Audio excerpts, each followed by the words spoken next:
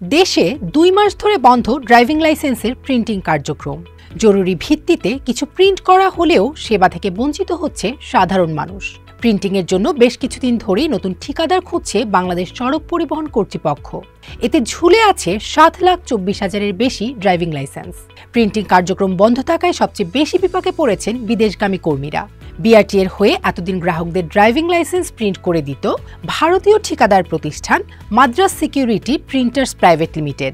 গত 28 জুলাই প্রতিষ্ঠানটির সঙ্গে বিআরটিএর চুক্তির মেয়াদ শেষ হয়। নতুন ঠিকাদার নিয়োগের জন্য 22 সেপ্টেম্বর দরপত্র আহ্বান করা হয়েছে।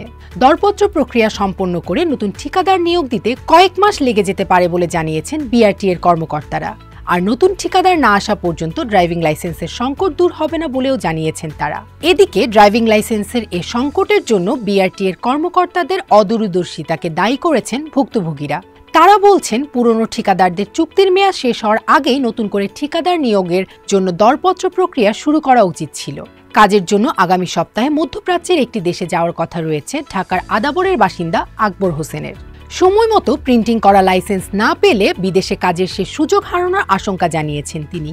ড্রাইভিং লাইসেন্সের চলমান সংকট প্রসঙ্গে বিআরটিএর একজন ঊর্ধ্বতন কর্মকর্তা নাম প্রকাশ না করার শর্তে বণিক বার্তাকে বলেন, শুরুতে পরিকল্পনা ছিল একটি রাষ্ট্রীয় কোম্পানিকে কার্ড প্রিন্টিংয়ের জন্য নিযুক্ত করা হবে। প্রতিযোগিতামূলক দরপত্রে না গিয়ে সরাসরি ক্রয় প্রক্রিয়ায় প্রতিষ্ঠানটিকে নিযুক্ত করার কথা ছিল।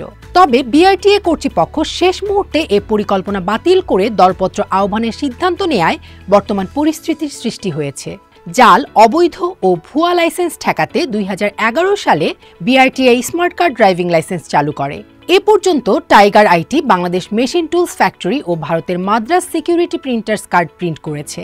সর্বশেষ 2020 সালের জুলাই থেকে 2025 সালের জুলাই পর্যন্ত মাদ্রাজ সিকিউরিটিস প্রিন্টার্সের সঙ্গে 1,200 কোটি টাকায় 40 লাখ প্রিন্টের চুক্তি হলেও মেয়াদে 33 লাখ কার্ডই প্রিন্ট করেছে।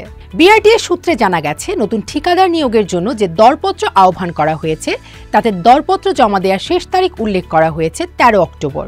এরপর দরপত্র যাচাই বাছাই এবং মূল্যায়ন করা হবে। এসব কাজে শেষ করে নতুন ঠিকাদার নিয়োগ করতে কয়েক মাস সময় লেগে যাবে বলে মনে করছেন বিআরটিএর কর্মকর্তারা। বর্তমানে 7.25 লাখ ড্রাইভিং লাইসেন্স পেন্ডিং অবস্থায় আছে। প্রতি মাসে নতুন করে আবেদন পড়ে প্রায় 60,000-এর মতো। এ বিষয়ে মন্তব্যের জন্য বিআরটিএর চেয়ারম্যান আবু মমতাজ সাদউদ্দিন আহমেদের সেলফোনে একাধিকবার কল ও খুদে বার্তা পাঠিয়েও যোগাযোগ করা সম্ভব হয়নি। এর আগে সড়ক পরিবহন ও মহাসড়ক বিভাগের এক সভায় তিনি বলেছেন, ড্রাইভিং লাইসেন্স প্রিন্টিং কার্যক্রম চলমান রয়েছে। 21 আগস্ট পর্যন্ত মোট 24,76,235টি ড্রাইভিং লাইসেন্স প্রিন্টিং করা হয়েছে। বর্তমানে 7,24,058টি ড্রাইভিং লাইসেন্স পেন্ডিং রয়েছে। ভেন্ডর প্রতিষ্ঠান নিয়োগের কার্যক্রম চলমান থাকায় জরুরি ড্রাইভিং লাইসেন্সের প্রিন্টিং কার্যক্রম চলমান রয়েছে।